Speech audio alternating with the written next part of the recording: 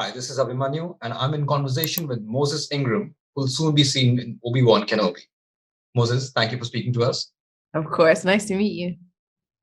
You know, I don't know if it has sunk in yet, but you are joining a very select group, people who have played Star Wars villains, which includes names like James Earl Jones and Christopher Lee. Has it sunk in? Does it feel a little intimidating?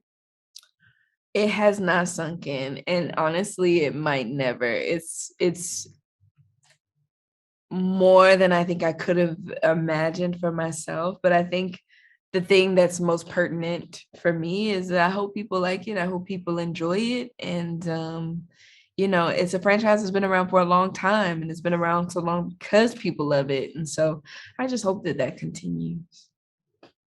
Talking about representation, it's so heartening to see a woman being a Star Wars bad guy, villain, gray character, whatever you want to call it, because this is a franchise that's been pretty good with representation with female heroes.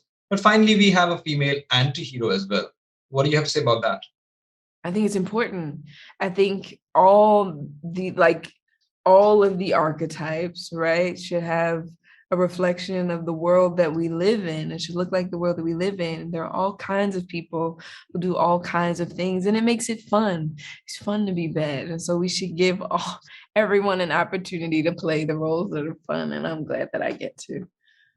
So you had fun doing bad things because so far you haven't played an out and out bad guy so much, and this was your opportunity to play an interstellar bad guy, bad woman, whatever you want to call it. Did you have fun doing that? I did. I had a lot of fun. It was fun to put on the costume, and it was fun to wield the lightsaber, and you know, it just was more than I think I more than I think I pictured initially starting, but every day it was something new. And I wish I could say more, but I think people will get it when they see.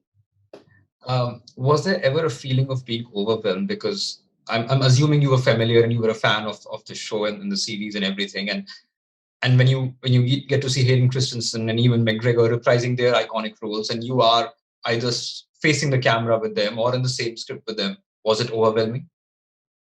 Oh, for sure. And I think the thing I love the most is having a front row seat to people experiencing the two of them back together and out there. People people happen upon them and cry at them just standing next to one another. Their impact has been so great on so many people's lives, and so I feel really lucky to have a seat that a lot of people want, and so I try to soak up as much as I can. The one thing about playing anyone in Star Wars is you mentioned the lightsaber and the physical demands of just doing that and then putting on the costume is pretty much so. What was the lightsaber experience like for you? It was involved. The first time you assume that you're going to be good, and then you realize, no, you're not. You're actually going to be pretty bad. And in my case, my first day on the lightsaber, Ewan was also on the lightsaber. And of course, he's just like whipping it like it's like no problem. And I'm like, oh man, I'm the weak one. I'm the weak one.